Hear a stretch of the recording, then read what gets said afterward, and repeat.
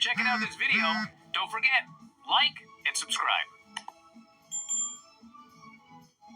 Now, got plenty to get mad about today. Oh, yeah? Well, not really. So first off, Bryan Danielson, it says here. Bryan Danielson's AEW wrestling contract is slated to expire 1 week from today. Though he will be competing in the main event of All In, his contract is actually set to expire weeks before the show. Quoted by AEW, he told Renee Paquette that August 1st is the date that his wrestling contract with the promotion is up.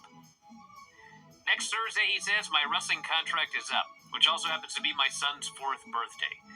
Tony talked about this in an interview. I feel comfortable talking about it. I'm not MGFing this and being like, trying to use my contract being up and being like, I'm going to get all the money. Somebody give me all the money. Yeah, my contract is up August 1st. When I signed this contract, me and Bree had talked about how this would be my last wrestling contract I was going to sign. Part of me is wondering what life is like after this. Part of me is excited about that. But even though Wembley is after this, I still have to focus on that. That's got to be kind of my focus. So it is a wild time. It is a wild time. Tony Khan said, I hope Bryan is here for the rest of his life. I know he's planning to stay with us for a long time going forward as part of the company. I would want Bryan to stay with us as long as humanly possible. Now, I don't even know where to begin. So, What a worker. no, I believe his contract is up. Oh, so do I. I also completely believe that he's staying, and all of this is going to play into this final match here. Well, here's the deal, everyone.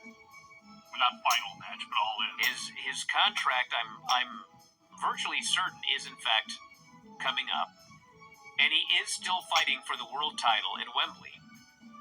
And I still believe he is winning the world title at Wembley. So now some of you are going to be saying, well, hold on a second. How could he win the world title if he's not under contract? Tony's going to put the world title on a guy not under contract? Perhaps some of you forgot that this has happened before. This happened with Jon Moxley. Jon Moxley was the AEW World Heavyweight Champion, and he was not under contract for much of that reign. And, a lot of things that happened involving CM Punk and everything else. Title ended up going on to a guy that wasn't under contract. So the idea that this doesn't happen, it does. It's happened already. And I think it's going to happen again. But Now there's a bigger issue. no, that would be that's probably the biggest issue.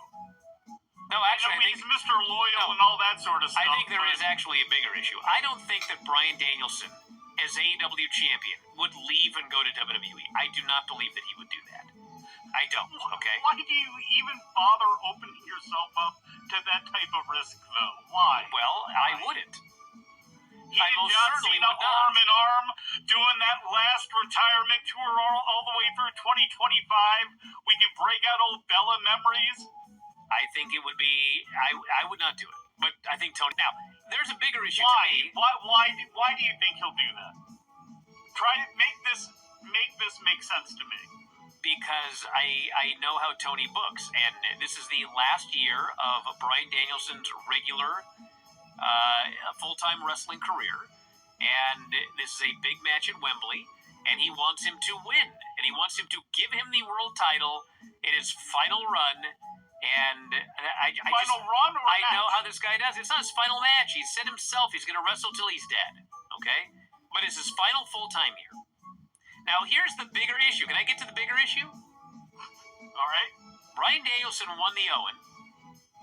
Yes. He was not on TV the next week. He was not. He was not on TV this week except for a sit-down interview with Renee. That Jeff Jarrett stole. So, Hangman was in the tournament, Yes. which I told you all was a stupid idea. But he was in the tournament, and then he was put into Blood and Guts. And if you watch the match tonight, there is one match that fans want to see at Wembley for the world title, and it is not Swerve versus Bryan Danielson. It is Swerve versus Hangman. When those two guys squared off against each other, that place went nuts. When they finally got their hands on each other, that place went nuts. That's the match people want to see. They're not getting it. They're getting Bryan Danielson and Swerve. Now, Bryan Danielson did an interview here on the show, backstage with Renee. And he's sitting there talking about how, Doc Samson says my neck is fixable. But we got to make sure it stays fixable. And I'm just, doing what I can here. And so Jeff Jarrett walks up and he says, I heard this whole conversation. And I just got to say, you know better than anybody how crushed I was to not win that Owen. But in hindsight, I look back at it, and you overcame the odds. I didn't. You're the perfect guy for this. But you have Wembley. You're facing a guy who knows exactly what he needs to do. I know you have to heal up physically, but you know what? You got to heal up mentally.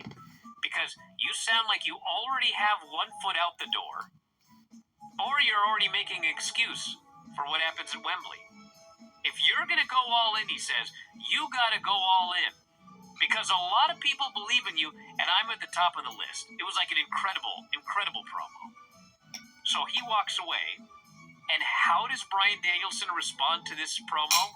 Giggles. He giggled. He laughed, and he goes, well, I guess I got some work to do. And he smiles, and he walks off. I hope Claudio slaps the hell out of this man. What is going on with Bryan Danielson? Okay, I understand who Bryan Danielson is in real life. I understand how he looks at life. The highest IQ in the locker room, brother. But dude, this is so not working in storyline. The Bryan Danielson who doesn't care about the belt, and he doesn't care about the match, and he does, as Jeff Jarrett said, he has one foot out the door. Like, what are we doing here? This guy, in the next 3 weeks, needs to somehow convince the fans that his match with Swerve is bigger and more important than a potential Hangman match with Swerve. Because right now, that's the match that people want to see. Hangman wants Swerve. Swerve wants Hangman. Bryan Danielson doesn't care one bit about Swerve. He doesn't care one bit about Hangman. Like, what is happening here? I was baffled watching this show. Maybe he can turn it around next week. But, this guy's got to... And this is not just, convince us that we want to see this match. This is convince us we want to see this match more than people already want to see Swerve versus Hangman. Nothing on this show convinced me that that's the big match for Wembley. But that's the match. And he's probably winning. So we got a ways to go here. Man, if we got a ways to go. Yes, we do. We're going to go to a break, everybody. When we come back, we got more, including what's going on with AEW and WBD, according to Tony Khan. And we'll talk the whole Blood and Guts show a little bit later on. Back in a moment, Observer Live. So we just had a Tony Khan Ring of Honor media call. It'll all be up at WrestlingObserver.com here pretty soon. But the Observer Twitter, X, tweeted out some notes. He was asked about his stance on unprotected chair shots to the head. He doesn't want to delve into the art of wrestling. Then talks about his raw...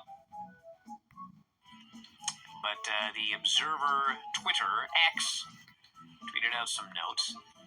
He was asked about his stance on unprotected chair shots to the head. He doesn't want to delve into the art of wrestling. Then talks about his roster's lack of injuries following matches like this. Not sure if this is the best time to be talking about a lack of injuries. Says how spots are executed differently than 25 years ago. So there was a unprotected chair shot to the head of Jungle Boy last night as he was up in crucifix position on the side of the cage. And for those wondering, it was a gimmicked chair. Now, they've done this before. They did it once with Cody and Shawn Spears. And the idea was to get heat on Spears because he did a unprotected chair shot to the head. Of course, the problem is he didn't get any heat on Spears. It got heat on the company for allowing an unprotected chair shot to the head.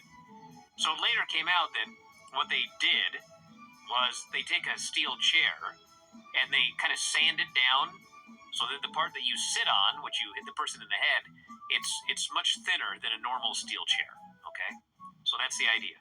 Now, I once explained this it's kind of like a trash can lid, an aluminum trash can lid, where you hit somebody with it and it all bends out of shape and makes a horrible noise, but, doesn't hurt or anything. It's not going to do any damage.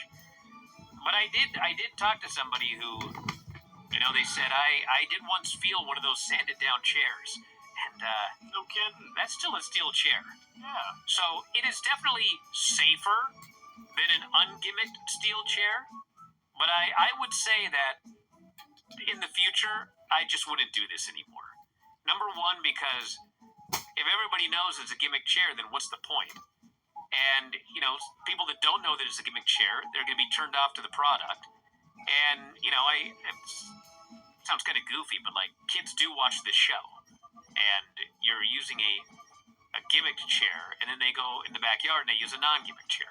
I just don't see any benefit to using doing an unprotected chair shot to the head. Thank you for watching. Make sure you subscribe to the channel.